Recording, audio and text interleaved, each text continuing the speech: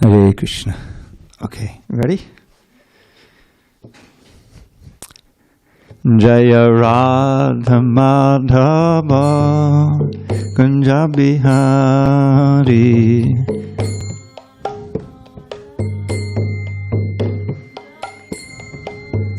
Jaya Radha Madhava Kunja Bihari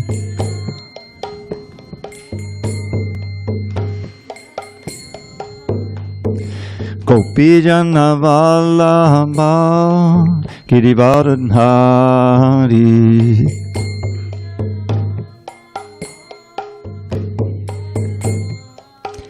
Jaya Gopi Jana Vallabha Girivardhari Jalabha Girivardhari Yashodanandana Brajajana Ranjana Brajajana Ranjana Yashodanandana Brajajana Ranjana Yamuna Tiravanachari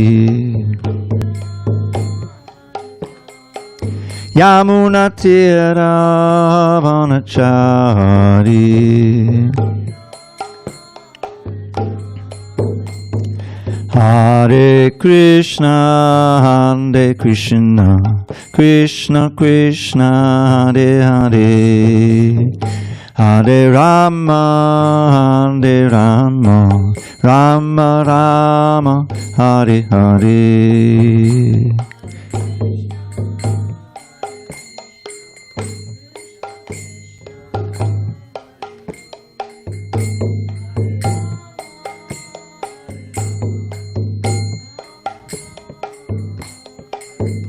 Hare Krishna, Krishna Krishna, Hare Hare, Hare Rama, Rama Rama, Hare Hare.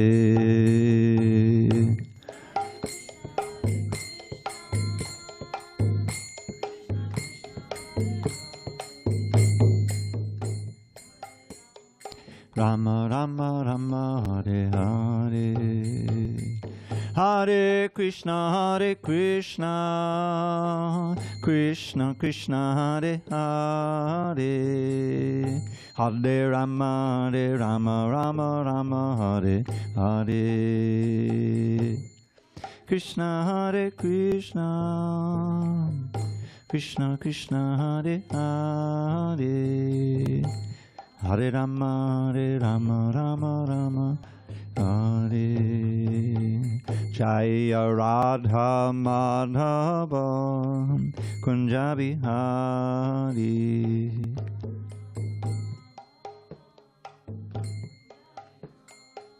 Jaya Radha Madhava Kunja Bihari.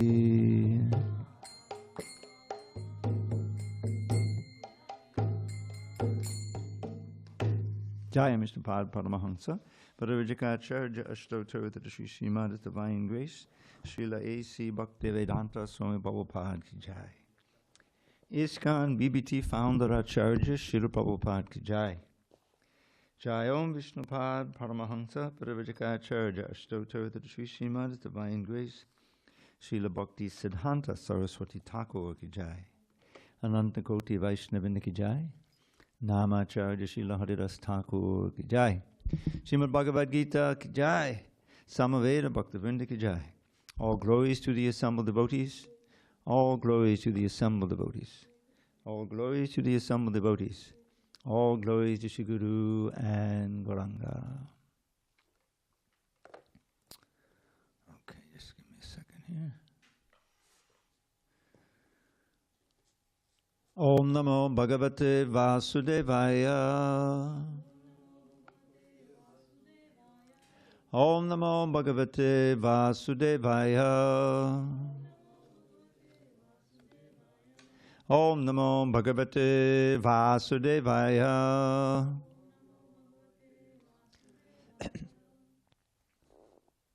On this third day of July 2024 in San Diego, we're reading from Srimad Bhagavad Gita as it is, translation and commentary by His Divine Grace A.C. Bhaktivedanta Swami Prabhupada. And we are in chapter 9, the most confidential knowledge, text 18 on the top of page 399.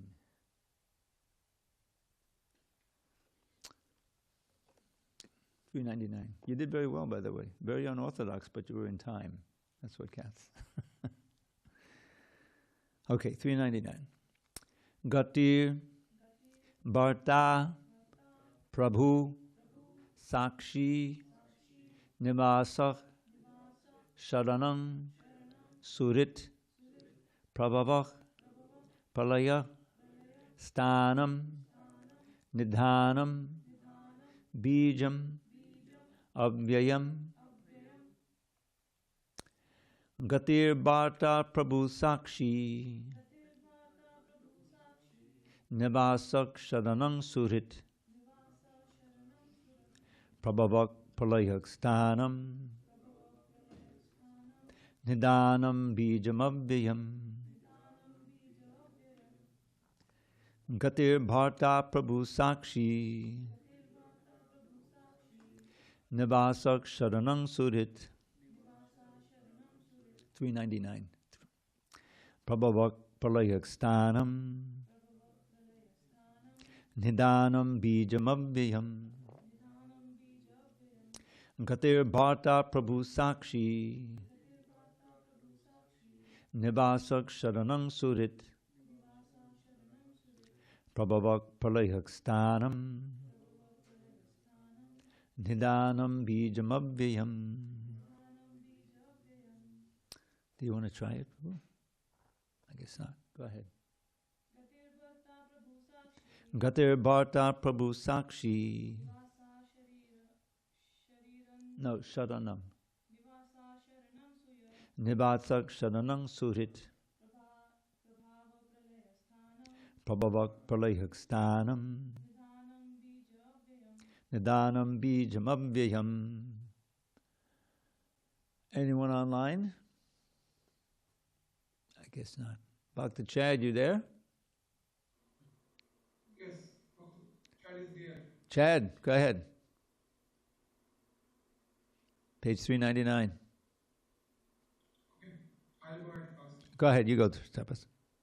Gatir Bharta Prabhu Sakshi Gatir Bharta Prabhu Sakshi Nivasho Sharanam Shuri Nivasak Sharanam Surit Prabhavo Pralayo Sthanam Prabhavak Pralayak Stanam Nidanam Bijam Abhayam. Nidanam Bijam Avyayam. Okay, Chad will listen today. Okay, I'll read the word by word meanings. Gatihi, goal. Bharta, sustainer. Prabhu, Lord. Sakshi, witness. Nivasa, abode. Sharanam, refuge. Suhrit, most intimate friend. Prabhavaha, creation. Pralayaha, dissolution. Stanam, ground. Nidhanam, resting place.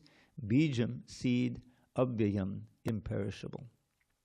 Translation. Krishna says to Arjuna, I am the goal, the sustainer, the master, the witness, the abode, the refuge, and the most dear friend.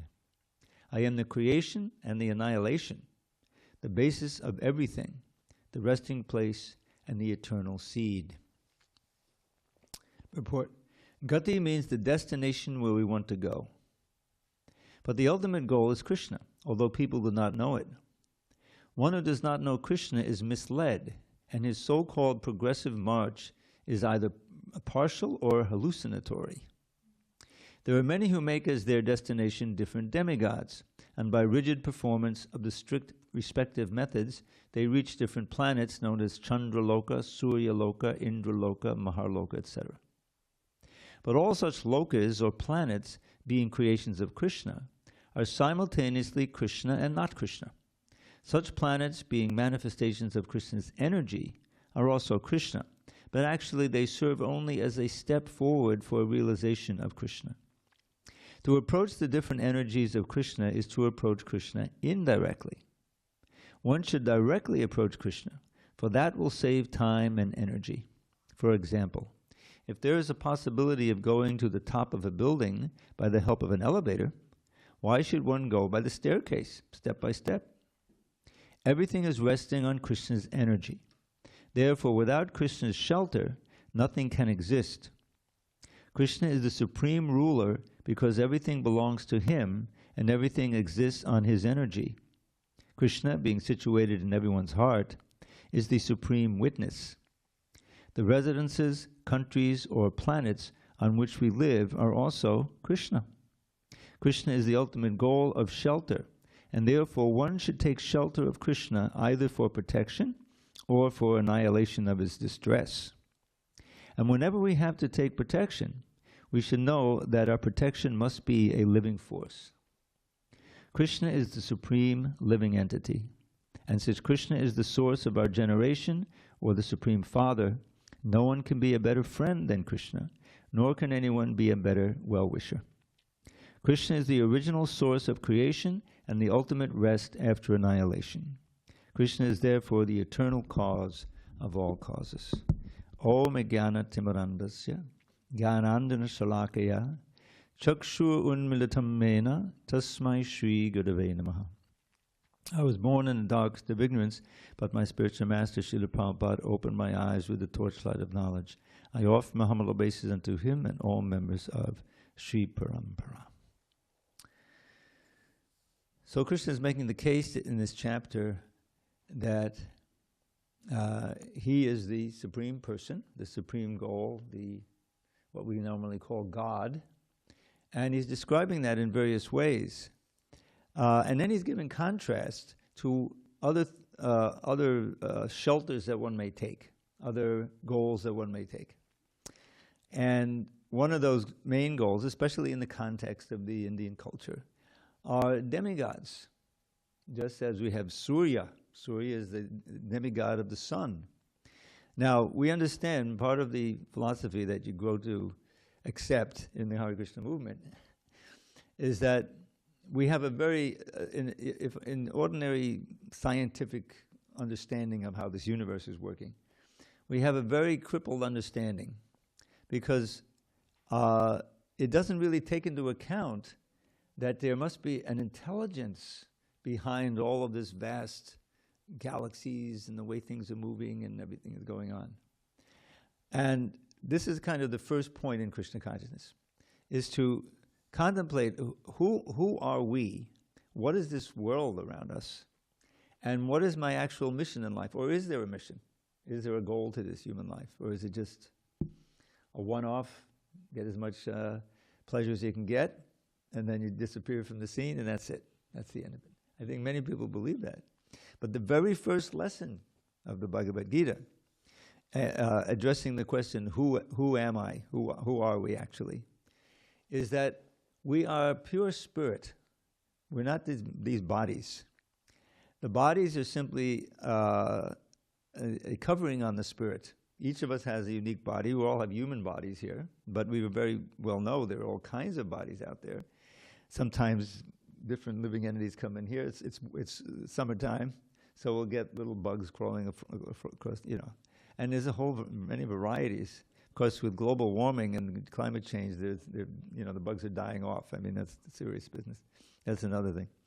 But the idea is this: we can see there are so many conscious living beings. Even the plants. I remember when I first read, I don't know, 5th grade, 7th grade, about sunflowers, that the sunflowers can actually turn to try to get more sun. Did you know that? There's a little intelligence there. So the point is that this world of ours is full of conscious beings, and we're some of them. But to understand that consciousness is really who we are, and that Krishna, at the beginning of his teachings, practically the 3rd verse he teaches, is all about this transmigration of the soul. And it's a very wonderful verse, because anyone can understand it. It's one of these verses that when you hear it and you think about it, it's like a light going off. Dehi nosmin yata dehe kaumaram yovanam jara tata dehantara praptir dhiras tatra namuyati. Now, I know you've heard this before. I don't know if you know what it means, though. Okay. All right. So this is a great little thought experiment. Okay.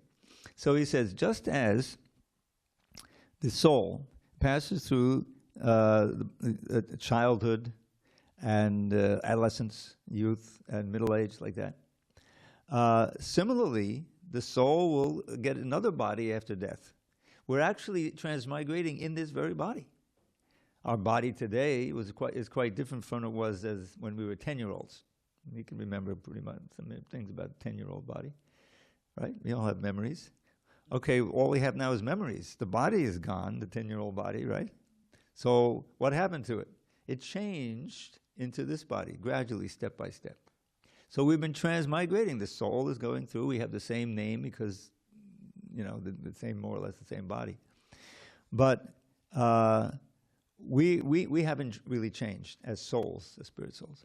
And then the final big change of the body, when it can no longer be sustained and it dies for one reason or another, the soul doesn't die. The soul passes on to another body.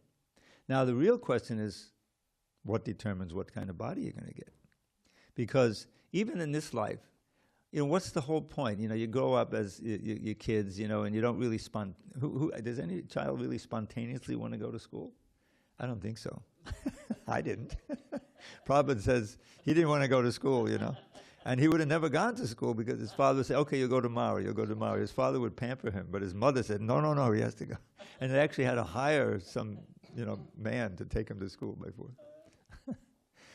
So you want to play all day, But the parents know, no. If you don't get an education, then the future will be very problematic. You won't get a good job, whatever like that. So every responsible parent wants to get their children educated.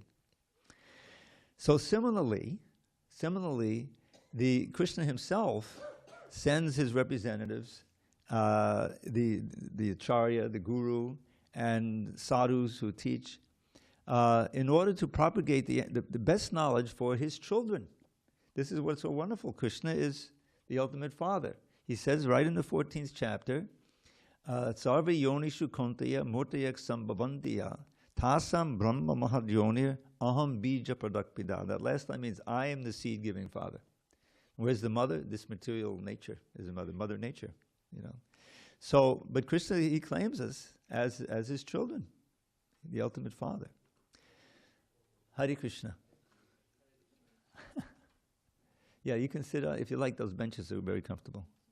They're soft. But just don't sit on the mic. Yeah, be careful not to. Okay. Yeah, you're all welcome. We'll have darshan at 8:15. If you want to stay here. Yeah, you can sit if you want on the floor, or you can sit on another bench. We can move that stuff there. That doesn't have to be.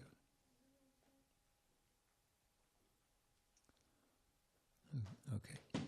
So this concept of transmigration of the soul is very important because it means that our lives are not limited by this one body. And indeed, we've had many, many bodies before, and if we don't get liberation, we'll have many, many bodies in the future. But this human form of life is unique because in this life we have the intelligence by which we can understand these intricate and subtle matters. The animals have no chance. And we can act in such a way as to move toward our ultimate goal in life. So what is that ultimate goal?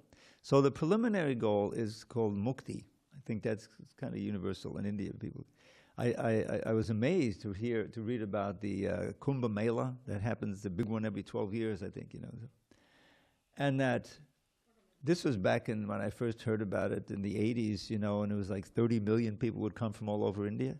Now it's a lot more. And the population has increased. Why do they come? To take the trouble there. They have to build a whole temporary city, right? You may have seen it. I've seen pictures of it. Srila Prabhupada lived there in Allahabad in Prayag for 13 years as a householder. He had a whole business and everything before he met his spiritual master, before he took sannyas. And he went to one or two of the big ones. He went. And it's just like a whole city is built, right? Don't they have the electricity, there's mail and everything, So he said, this material world is like that. It's like a big fair. All of these arrangements for us to be sustained and going on, But if we don't get mukti, because that's the point of these things, right? You're going to bathe at a certain time in the confluence of the rivers. And but you have to step back because the sadhus who come down from the Himalayas, they want to go in first. That's what I understood. Some of them are very powerful yogis. Prabhupada said, yeah, they look like they're 30 years old, but they're 300 years old because they're practicing pranayama. And, this is true. Uh-oh. That's going to be it. Oh. Yeah, that's... the pacifier is not strong enough. Hare Krishna. The other one. Left. Left. There you go. Sorry. Babies can't hear or understand. Okay, so mukti. Let's talk about mukti because that's a preliminary goal that we should all strive for, if for no other reason than to end the suffering of birth, old age, disease, and death. Birth, old age, disease, and death. This is not pleasant. This is what it means to be an embodied soul. So, but in the human form, we can get liberation. So, what is that real liberation? There's a whole school of thought, impersonalists, that liberation means no more body, no more activities, no more vishesha, detail. Just merge into the Brahman effulgence, the white light, the Brahma Jyoti, which is the absolute truth. That is Brahman, that is the source of everything, is Brahman, right? So Krishna says no, in the Bhagavad Gita. In the 14th chapter, it says, Brahmano hi pratishtaham. I am the basis of the Brahman. And we learn from another book called the Brahma Samhita, which Lord Chaitanya found in South India. Yasya prabha prabhavatot jagadanda koti shrashesha vasudhari vibhuti bhinnam tad brahma nishkalam anantam ashesha bhutam govindam adi purusham tamaham bhajami. This is wonderful Govinda prayers by Lord Brahma himself.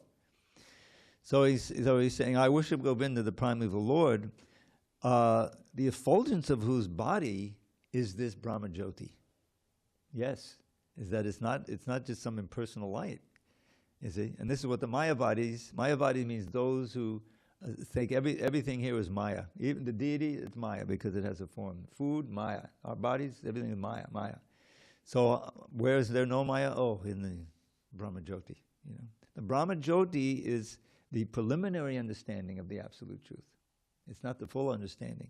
And we can never be satisfied as soul because what we learn, not so much in the Bhagavad Gita, is that as spirit souls, we have a spiritual form, we have spiritual activities, which we are unaware of now. This is why we're in conditioned souls, means that we're covered by Maya, the illusory energy, and therefore we have these gross and subtle bodies. Mind is also a kind of a body, subtle body. And we have completely forgotten our life in the spiritual world and what our relationship is with God, with Krishna. The whole mission of human life, yes, mukti is included in bhakti. If you become advanced in bhakti, even before you leave this body, you can feel liberated. What is it that binds us here, what keeps us here? All of these material attachments, and positive and negative, means that those things which you're afraid of, you're terrified of, that's also a kind of conditioning, you see? And your desire to enjoy the sense gratification, that is another kind of conditioning. And it never ends. There's always something else that you want to enjoy. As you move through life, it may change, but there's always something. And so all those desires need to be what I call sublimated or purified. Just like we have, this process is so, it's custom made for the Kali Yugites who are not really suited to practice Ashtanga Yoga and some of even in the Bhagavad Gita, Arjuna couldn't. So we all like to eat, right? And what you eat is a big form of conditioning. You know, I don't know if everybody in the room here is a vegetarian, but it's a good idea to be a vegetarian. Even on just, because when you're not a vegetarian, it means that some poor animal had to give his body so you could eat. But it's absolutely unnecessary, and I'm proof of it. Because even before I joined the Hare Krishnas 51 years ago, I was a vegetarian for several years. And I was living in Beverly. And all these years, haven't touched a drop of meat. Yes, I had some milk products, I'm sure. But nothing like, and I'm going strong. So it's unnecessary. All of that tremendous suffering for those cows is completely unnecessary. Plus, it's ruining the environment. I don't know if you've ever read about that. That's a big deal, you know. So it all counts. It all goes into our what you may call the Akashic record, you know, or just our subtle body. It's all recorded there, and Krishna's aware of it. And so we need to be able to work in this world, which is in a position of akarma. There's a chapter 4 that we read some time ago, where Krishna says one should understand what is karma, what is akarma, and what is vikarma. Now, in this context, karma is not just activity or fruit of activity, but it's fruit of activity according to the Shastra, according to the Vedas. So that's not sinful activity. That can give you a better birth on this plane, or even take you to heaven. But that doesn't solve your problem, because then you're there in heaven. Oh, now I can really enjoy. You see, that enjoying spirit is what's keeping us bound here. Krishna has a very telling verse. I love this verse in the 5th chapter, text 22, I believe. You all have books, you can look it up. And he says, Yehi sangsparjaja bhoga dukkha yonaya evate adyantabanta konteya nateshu ramate buddha. An intelligent person does not take part in the pleasures which are due to the contact of the senses with the sense objects. This translation was revised. O son of Kunti, such pleasures are the sources of all misery, and they have a beginning and an end, and so the wise do not delight in them. So that's a pretty heavy statement. If I'm not going to enjoy pleasure from my senses, what kind of pleasure am I going to enjoy? When you think about it, it's all either seeing or touching or smelling or tasting. You know. Where am I going to get pleasure? That's answered in the previous verse, text 23 in chapter 5.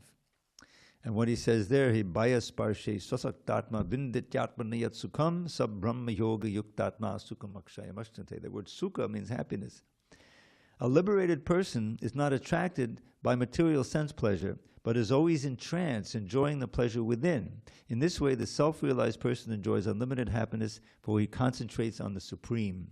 Now, that Supreme is the Supreme Lord, is Krishna. And instead of the senses being used to try to get pleasure, the senses are used in order to give pleasure to Krishna.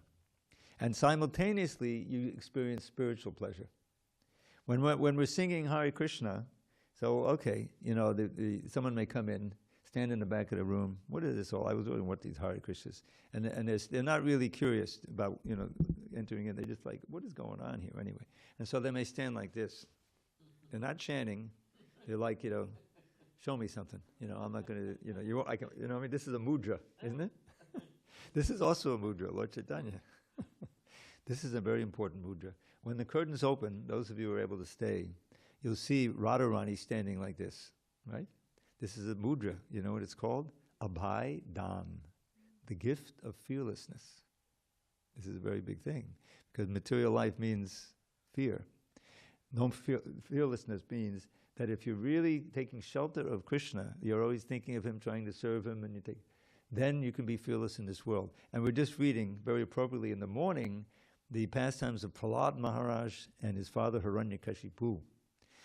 The names are really important, especially Hiranyakashipu. He was a big demon. Hiranya means gold. Kashipu means soft bedding, you know, and the bed companion. So that's material life in a nutshell. Wealth and pleasure, you know, for me. That's demonic. Krishna describes 16th chapter. So Prahlad was an innocent little boy who was a devotee of Krishna before he was born. He was instructed in the womb by Narada Muni, the great saint. And so he came out of the womb. His father didn't know. He thought he was just going to raise him up to be a nice demon and take over the kingdom. But then his father asked him, what's the best thing you learned today? Like, you know, we have report cards. Do they still have report cards, you know? So then it was personal. What did you learn? So Prahlad said, he didn't call him father. He called him Asura Varya, or best of the demons. After he died, after he was killed by Nrsingadev, he started referring to him as his father. So he says, Tat sadhu manye Asura Varya dehinam sada samudvigna diyam asadgrahat hit patpapatam griyamandakupam vanam gato yadharamashriyeta. Isn't this Sanskrit language beautiful? So many different meters, everything is, and it's very concise. So he says, "O best of the demons, tat sadhu manye." Now the word sadhu, commonly, I'm sure it's an English word. You could probably find it in the dictionary. Sadhu means a saint, saintly. But sadhu can also mean very good or the best. There are several meanings. It's like English has so many words. So he said, the best thing, O best of the demons. Best for whom? Prabhupada says. Best for the dehina. Dehina are those who live in the body. De has a word for body. Dehi is a word for one who lives in the body. That's the word for the soul. For the conditioned souls in this material world. This is the best for them. Dehina, who are sadasamad vigna diyam, whose consciousness or intelligence is always disturbed. Because, this is a very, it's so concise, this language. Asadgrahat. What does the sadgrahat mean? Asad means that which is very temporary. We live in this world, everything's always changing. Have you noticed? Climate is certainly changing. But the sea is moving, our body's changing. And that asat is something we want to get out of. Isn't it? Asatoma sadgamaya. Right, all the Indians who they know that phrase, right? Asatoma sadgamaya. This word ma can mean two things. It can mean me, or it can mean don't. Don't stay in the temporary, come to the eternal, right? Asatoma sadgamaya, amitam mrityuma, amitam gamaya. Don't stay in the world of death, come to the world of eternity, eternal life. And tamasi ma jyotirgama. Don't stay in darkness of ignorance, come to the light of knowledge. You see, it's very good. I learned that before I even heard about Hare Krishna, and it perfectly embraces that. So Prahlad is telling his father that because that the conditioned souls, they're a sadgrahat, holding on to. Grahat is like grabbing onto, for dear life, that which is always changing. And I always give this analogy, forgive me those who heard it already. We're like 3 blocks from the ocean, right? So sometimes people take their little boats out, so imagine they're out for, it's a Sunday and it's sunny out and it's warm. Okay, let's take the boat out, But somehow it springs a leak, and suddenly panic, we're going to drown, So that boat is a sut, but luckily we have some life preservers. So they had enough life preservers, and the guy and his family, they're out in the ocean. And of course they had the cell phone, so they called the emergency, then they hope they're on the way. But what happened is that the life preservers themselves were defective. They're also a sut. And so now the panic sets in, you see? So that's a metaphor for everything in this material world. There's no real shelter here. What do we want? We need a place to live. We want to have income. We want to have safety. This is one of the desires. But if you find it, it's only temporary, because time itself, even if you're in the greatest position, you have all the money you need, time itself will destroy the body, and you get that notice, and there's all this panic. So that's why the living entities are this sadasambad vigna. They're always disturbed, always in anxiety. Maybe not so much at one point, I got it made, I'm good, but that's an illusion, because time will change that. So what does he recommend? That's the problem. So he says, here's the best thing. Sadgrahat hit vatma patam griyamanda kupam vanam gato yadhadamashayet. Says, give up that which is the great impediment to spiritual advancement, which is materialistic household life, which is simply centered on getting and spending and doing it. That can't be your whole focus, because ultimately that is self-defeating for the soul. There is Grihastha ashram, where Krishna is in the center, and you can set up a little altar in your house. We have a whole book on it. Maybe you've done that. If not, pictures. In other words, you can make your home a little temple, so that Krishna is there, and you're cultivating Krishna consciousness while you're living your household life. But that wasn't Hiranyakashipu. His was completely grihamedi. So he says, basically, give it up, Father, and take shelter of the forest. Go to the forest. What forest? It's understood, Vrindavan.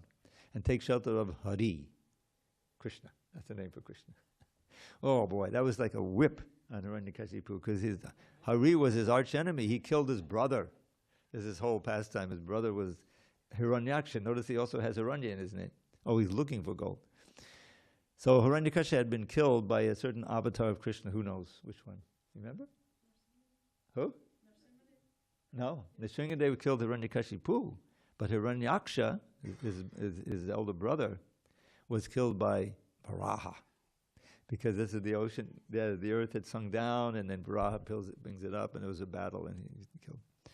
So the point is that we have a mission as human beings. We should know that. What is our condition? How did we get here? What is this world? So much of the Bhagavad Gita teaches that. 7th chapter.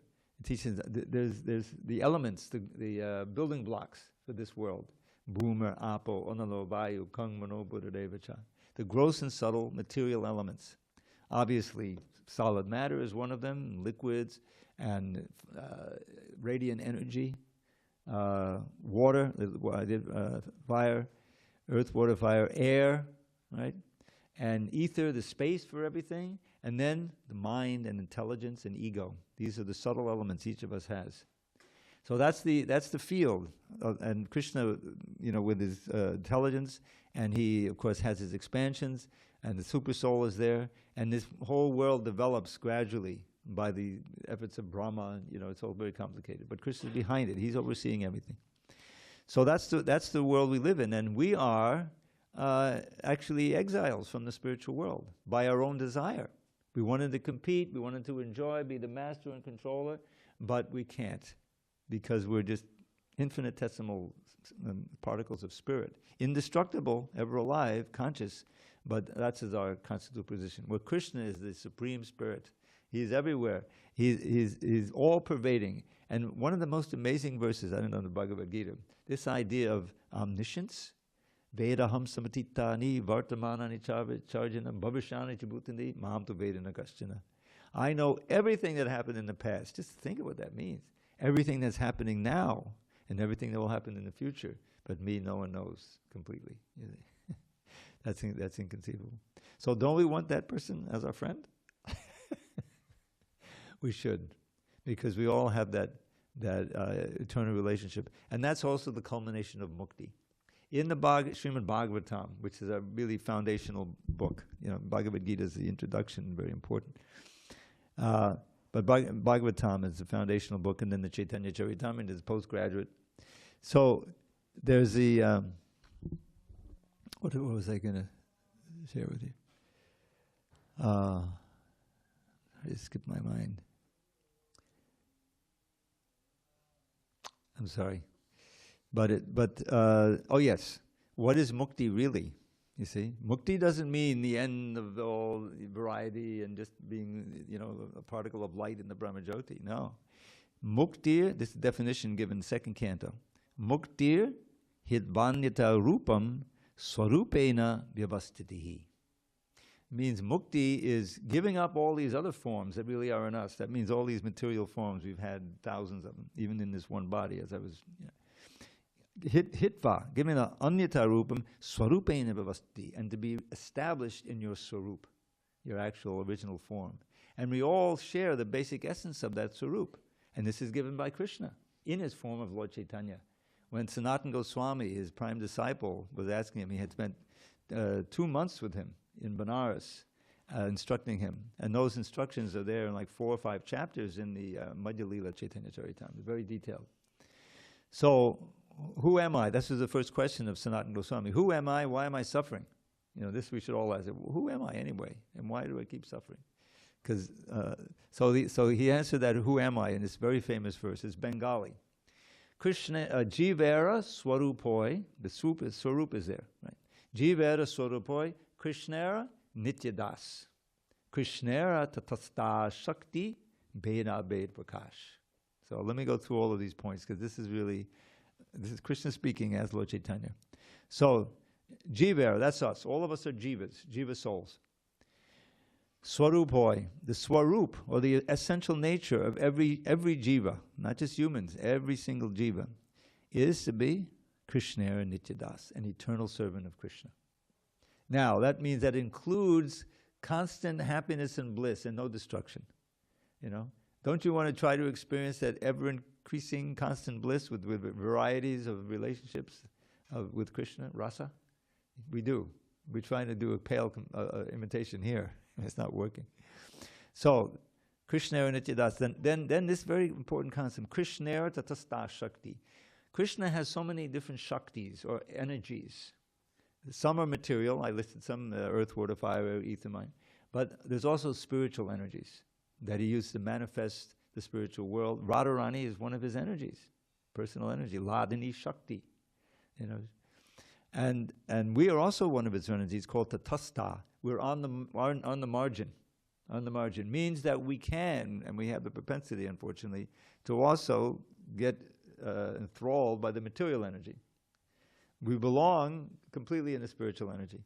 But we're minority of souls. We've become enthralled by the material energy and dualities. We forget Krishna.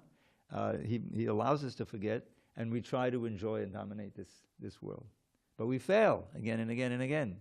And we've been, who knows how many lives of Brahma we've been doing this. So we want to try to reestablish that original Sarup and live in that. And that's the process of sadhana bhakti, a certain practice, starting with the chanting of this wonderful mantra. This is the... Srila Prabhupada came to America at age 69. It was like a, you know, I don't want to say a last gasp effort, but he tried in India in all different ways. He wasn't able to do it. And with practically no money, no contacts, he comes to Manhattan. You know, it's incredible courage. Because he had faith in the power of this holy name. And he famously went out in the park and chanted with a little half a bongo drum beating 3 hours, you know. And at that time, I lived a block from there 2 years later, in 1968. But still, the hippies were around, you know. It was a time where people would do that. They go out in the park and dance, you know, and the whole thing. So he was an event. He was a happening, you know, Prabhupada and his handful of followers at that time. And there's some nice video of it. So from that chanting, there were some people who got intrigued, who participated and felt something, because if you chant anyway, you're going to, you know, experience. And who then followed them back to the storefront, and gradually it became a place, you know, a thing to do, to go in the evening and hear the Swami and dance, chant, and have that wonderful food that only he could cook, you know. So this is how he started it. And it's the same principles of yoga that are expressed here in the Bhagavad Gita are realized by the bhakti yoga process. But it's practical for us. We can chant. Yes, the mind will be wandering, try to keep it back, you know. But the actual sound of Krishna's name is so attractive, because Krishna's all attractive, that if you try to follow some of the do's and don'ts, you'll be able to really get a taste for chanting, which is like so important. And not just for the chanting, but for everything having to do with Krishna.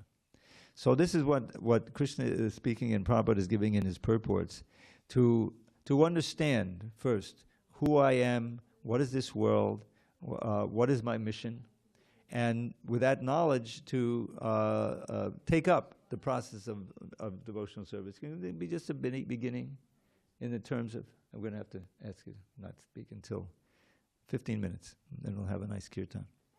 So are there any discussions on this verse or anything I said? Questions or comments? Yes, Prabhu. Oh, wait, but we have our microphones, don't we? Yeah, there's one. You can take it. Because we have an audience, so it'd be nice for them to hear. So my question is regarding, understand like the body's temporary changes. I love when you say it's a costume. Yeah, hold right? on. So yes, no, Krishna says, costume. He says it's like when you die, it's like giving up an old coat. Yeah, but the soul remains, right? The soul remains. Yeah, so my question is around, you mentioned about the soul is conditioned. Who conditioned it? Is it the mind? And what's the relation between mind and soul? Yeah, that's a good question. So the mind is also inanimate, believe it or not. It's a very subtle material energy. But the mind and the intelligence don't die when the gross body dies. Prabhupada compares it to a coat and a shirt, you know. The coat is your external body, you know, that may die. But the shirt, you keep. It's your inner body. But the Conditioned means that, we're limited by time. That's the main thing. Is that whatever body you're in, it's a temporary arrangement, and the whole endeavor to try to establish some kind of permanent situation here, or the illusion of it. There's this wonderful passage in the Mahabharata. I haven't read the whole thing, but this is famous. Is that there was a there's a whole period there where the Pandavas are wandering in the forest in exile, right? And I think they have Kunti with them also, right? And Draupadi, and so there's a point where they needed water. They were all very thirsty, So Yudhishthira sent his brothers one by one to go find some water. And I think, was it first Bhima? Or Bhishma? Yeah. No, I think maybe it was Arjuna first. But he went and he found a nice pool, and he was about to take some water, and there was a voice that said, "You can't take water until you answer the questions," right? I said, "What is that?" So he took some water and he fell down. It was like he was unconscious, not dead, unconscious. So then Arjuna didn't come back. Okay, so they sent the brothers, the twins. Same thing happened. Finally, Bhima, same thing happened. Then Yudhishthira went down. And he was so dharmic. He's dharma percent. He didn't take any water. You can't take any water till you answer my questions. He says, "Okay, fire away." Right? So the whole series of them, which I don't know, but the most famous one, the one that we know, is, what is the most amazing thing in this world? There's a verse, "Ahanyahani bhutani gachanti hiyamalayam sheshakstavanamichanti kamaschayamatak param." And you think about it, it really is amazing. That day by day, every day, thousands, millions of human beings are dying, and they're being hauled off to Yamaloka, for judgment. But those who are left here are acting as if they'll never die. We know we will die, but we put it out of our minds, right? And then we just. But that's the most important thing. We want to get to a position where we don't die, where we actually are immortal. But that can't be in this world. And so the conditioned world means that our existence here is conditional. We have to have enough food, we have to have enough air to breathe, and so many different things, like that. And so that we call conditioned souls. Conditioned souls. So liberated souls means beyond the conditions. But real liberation is only there in bhakti. There's so many verses. Haring vinana mriting taranti. This is a little phrase. Without Hari, there's no crossing over death, conquering death. But I like the one by Rishabdev in the 5th canto. He has the verse. I'll just give you the pertinent portion of it. Priti niyavan mahivasudevi namuchate dehi yogena tavat. As long as you don't have love for me, Vasudev, he's identifying himself as an incarnation of Krishna, of Vasudev. Of Vasudev. Priti niyaman mahi vasudevi namuchate dehi yogena. As long as you don't have love for me, you will not be able to be liberated. And why is that? Because that love for Krishna, or his avatar in this case, means, if you actually attain that you sublimated all the material desires. And the love is expressed in one very important formula. And this is something that no other Hare Krishna has ever memorized, I don't think. It's a little line, portion of a Sandarbha by Jiva Goswami, quoted by Srila Prabhupada in a purport in the 2nd canto. And it's very simple, but it's very profound. Bhajaniya Padamapurusha Sukha Matra Swasukadvam. Bhajaniya means the worshipable. Padamapurusha, Supreme Person. It's a name for Krishna, a designation. That worshipable Supreme Person. The happiness of that person, Krishna. One takes one's happiness wholly and solely in the happiness of the Lord. Just like that, like your child. If your child is peaceful and happy, you're happy now. As soon as he gets upset, I have to do something, right? So this is the most best example in the material world of this selfless love. You don't make a deal with your there's no contract. If the child is peaceful and happy, he's pacified, then I'm happy. So similarly, we have this bond with Krishna, and wonderful thing, he can have this relationship with uncounted trillions of living entities precisely. So our mission is to reawaken that.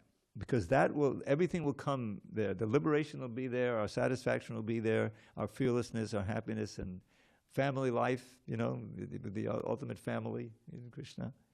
And it's just, that's where we belong, and that's where we came from. So the process of devotional service, beginning with the chanting, cleanses the senses, cleanses the mind, cleanses the heart, so that the natural love, it just comes out. It's already there. One more verse by Lord Chaitanya, very famous. Nitya Siddha Krishna Prem. This is also Bengali. Nitya Siddha Krishna Prem Sadhya Kabunoi Shavanadi Shuddha Chitte Karaye Udoy. That the eternal perfection of pure love for God is not something that has to be artificially gained from outside. It's already there. And by the purification, Shuddha Chitte. Shuddha Chitte means the consciousness becomes purified by the main process of hearing and chanting. Hearing Hare Krishna and chanting Hare Krishna. And all these other vibrations, which I'm going to give you a sample of in a minute. The purification takes place, that natural love awakens. It's already there. It's not something artificial. So I'm going to give you one or two little poems of mine. And so this is one that Bhadini Narayana Maharaj really likes. And it has to do with the holy name. And it was chanted by Haridas Thakur, who's the Acharya of the holy name in Lord Chaitanya Leela. So it has an amazing beat. You can only do this in Sanskrit. Anghak sanghadatakilang sakadudaya deva sakadadokasya tadaniti batamilna jaladim jayajitagan mangalang hare nama. I know, I chant a little bit too fast. I know. But anyway, I grew up with jazz, playing a little jazz. So what is the meaning? So the meaning of that verse and Haridas Thakur's explanation I put into a poem. So first you have to go back 500 years, no electricity, no electric lights. When the sun goes down, if there's no moon, it could be a new moon, it gets very, very dark. So that's what we're talking about. When the moon is invisible, withered to nil, and the sun is long gone from the sky, then an ocean of darkness envelops this world, and the timorous fear they might die. But that thick pall of gloom is at once swept away when the first signs of sunrise appear, and the dawning of day gives assurance to all that in truth there is nothing to fear. In a similar way, when illusion holds sway and a soul has forgotten his Lord, then the darkness of ignorance covers his heart. Sin and suffering are his reward. But as soon as he says Krishna's name even once in a manner that doesn't offend, then his ignorance flees like the darkness at dawn, and his sin and his suffering end. So there's nothing to fear, for the sun of the name has appeared with his powers divine. In your heart may that sun, benedictive for all, become fixed and eternally shine. Okay, I have time for one more. It's a quick one. So this is from the Krishna Karnamrita. There's 112 or so verses. I've only put a couple of them into poetry. But this is one near the end. And also, So Jaya Jaya Jaya Deva Deva Deva Tribhavana Mangala Divya Nama Deha Jaya Jaya Jaya Deva Krishna Deva Shavana Mano Nayanama Tavatara. O glory, glory, glory, Lord, O glory unto thee, who with thy holy name bless all three worlds and set them free. O glory, glory, glory unto thee, O Krishna Dev, whose nectar floods our ears and eyes and hearts in endless waves. So this is the vision of Bilvamangal Thakur, who, although blind, he lived for many, many years in Vrindavan. And he always felt Krishna close to him. He saw Krishna with his spiritual eyes. And he wrote not only Krishna Karnamrita, but many other wonderful poems. And they're all available to us gradually. If you hear and chant, you can be... by the way, I have a complete recording of this English Bhagavad Gita here that I can share with you. You just write to me, and I'll give you the link. You can download it. You can listen to it. There's also one that just has the Sanskrit translation, if you want to learn verses, and many other things like that. Also, I have a little PDF file that has all these poems in it. So just write to me, Dravida108@gmail. Okay? It's a deal. All glory to Srila Prabhupada. Hari Hari.